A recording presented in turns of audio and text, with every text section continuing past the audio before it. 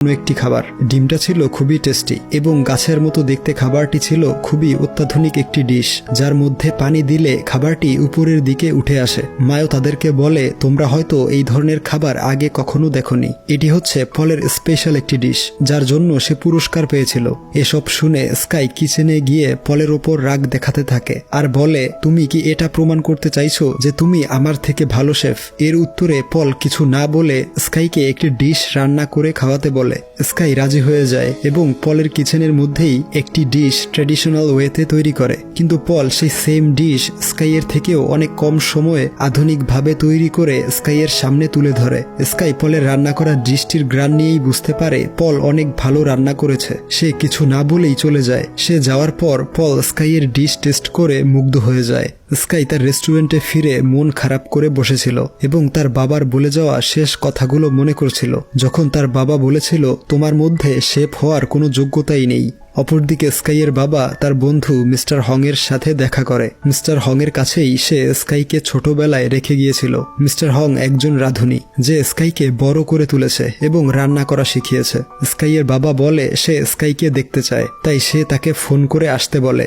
Sky সেখানে এসে তার বাবাকে দেখতে পায়। এত বছর পর সরাসরি তার বাবাকে দেখতে পেয়ে স্কাই শকড হয়ে যায়। মিস্টার কো স্কাইয়ের খোঁজ খবর নিতে শুরু করে, কিন্তু স্কাই তাকে থামিয়ে দিয়ে বলে, আমি আপনার ছেলে নই। ইন্টারভিউতে এমনটাই বলেছিলেন তাই না? মিস্টার কো স্কাইকে বলে, আমাকে দেখো, আমি একজন সফল ব্যক্তি। আমি 2 বার বিশ্বসেরা রাঁধুনির পুরস্কার পেয়েছি, কিন্তু তুমি হলে একটি পুরাতন গলির সামান্য একজন রাঁধুনি, এর বেশি কিছু নও। তাই আগে নিজেকে প্রমাণ করো। এই শুনে স্কাই রেগে গিয়ে বলে, আমি নিজেকে প্রমাণ করব।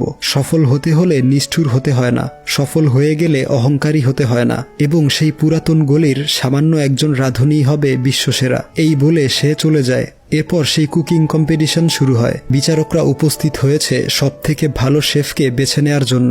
এখানে আমরা স্কাইয়ের বন্ধুদেরকেও দেখতে পাই, যারা স্কাইয়ের জন্য চিয়ার আপ করছিল। প্রথমে আমরা স্কাইকে রান্না করতে দেখি।